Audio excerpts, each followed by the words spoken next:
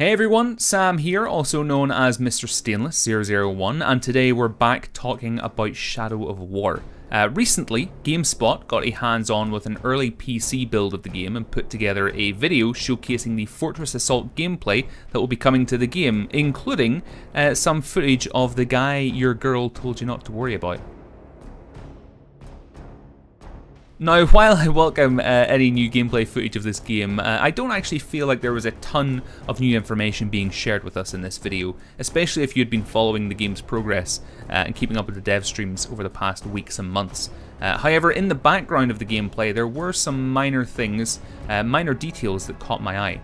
First of all, we got a look at the speeches an enemy overlord could give when you attack their fortress. It's a minor thing, we already knew about it, but I thought it was cool to see another example of it as well. Some wage war for glory, others for honor. We wage war for pleasure, great pleasure. We can't wait to start. The thing that really caught my attention were the siege options. So we know that when assaulting fortresses, we'll have the option of choosing the Uruk or Olog war chiefs and leaders we want to charge with us into battle. Not only that, but each of these war chiefs has a selection of perks or siege weaponry, siege abilities that they can in turn bring with them to help turn the tide of battle. In GameSpot's video, we actually caught a glimpse of some of those options. Now, some of them we already know, but here they are. Here's the ones that I saw. First of all, there were sappers. Now these units will charge the gates much like the Uruk Berserker did in the film Lord of the Rings The Two Towers, when basically an Uruk Berserker charged forth through the enemy ranks, fuse in hand with Legolas's arrows pinpricking his shoulders, and blew a massive chunk out of the walls of Helm's Deep. Basically these are demolition troops. Next we have mounted cavalry, pretty self-explanatory, but these troops will ride into battle on top of wonderful Karagors, or if they implement them, perhaps some Karakorgis will be in there as well. Next we have Ologhai. Equip this and you'll get a unit of Ologhai warriors who will basically act as a walking, talking battering ram who can destroy fortress walls, really.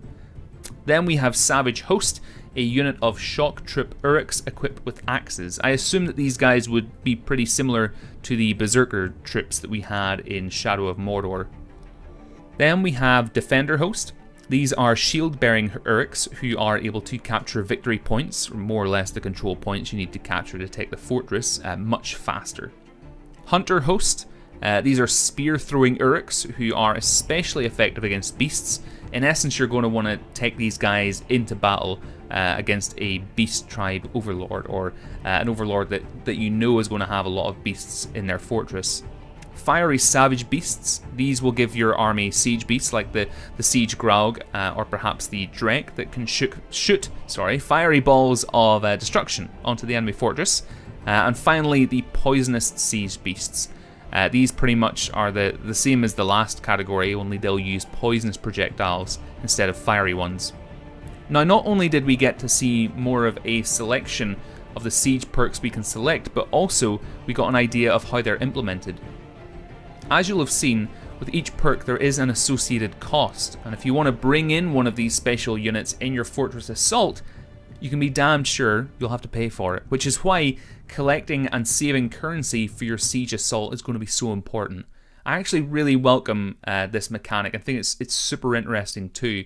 It just means that we as the player will have to put in some prep work before we lay siege. We'll have to actually plan out how we're going to attack a fortress, you know, save up our coin, attack with whatever resources we have at our disposal. But folks, those are the main things that I picked out from the GameSpot Fortress Assault video. I know the devs actually dedicated a stream to playing through a Fortress Assault live, and I'll be sure to bring you a closer look at that next time. But in the meantime, E3 is just around the corner, and we know that Shadow of War is going to be there, so why not let me know what you would like to see from Shadow of War at the conference down in the comments below. What aspect of the game would you like to know more about?